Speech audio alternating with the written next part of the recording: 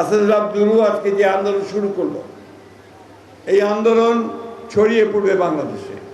বাংলাদেশের সমস্ত মানুষ তারা ঐক্যবদ্ধ হয়ে এই মাদককে না বলবে, যৌতুকের বিবাহকে না বলবে, জুয়াকে না বলবে এবং সুন্দর ভবিষ্যতের দিকে এগিয়ে নিয়ে যাবে ইনশাআল্লাহ। আমি সে বিশ্বাস করি।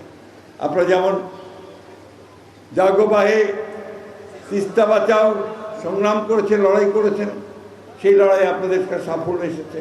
আমাদের প্রধানমন্ত্রী তিনি পার্লামেন্টে বলেছেন যে আমরা তিস্তা মহাপরিকল্পনা সফল করব, যে মূল্যেই হোক, যে কোনো মূল্যেই হোক।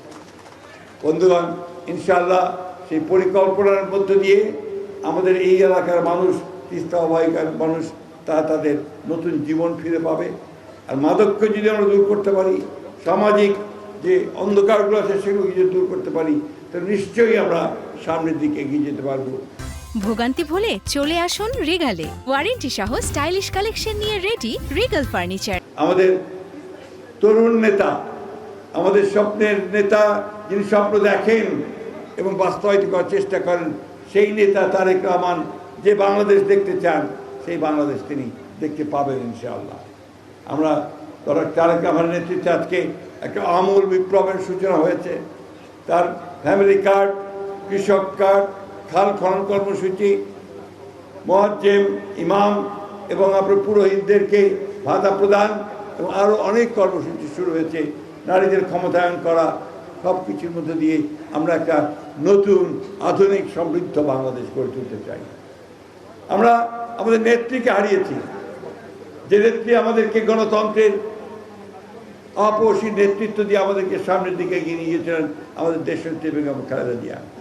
কিন্তু আজকে আমরা নতুন একজন নেতাকে পেয়েছি, যে নেতা আজকে আবার আমাদেরকে একটা নতুন বাংলাদেশের স্বপ্ন শুধু দেখাচ্ছেন না, তিনি তার পরিকল্পনা দিচ্ছেন। সেই পরিকল্পনার মধ্য দিয়েই আমরা এই বাংলাদেশকে আবার নতুন করে গড়ে তুলব। আমি বক্তব্য দীর্ঘ করব না।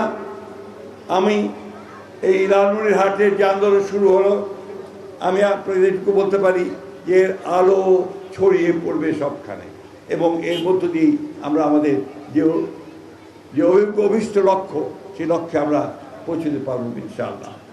আসুন আমরা সবাই আসাদুল্লাহ দুরুর হাতকে শক্তিশালী করি, শুধু নয় আমাদের নিজেদের হাতকে শক্তিশালী করি।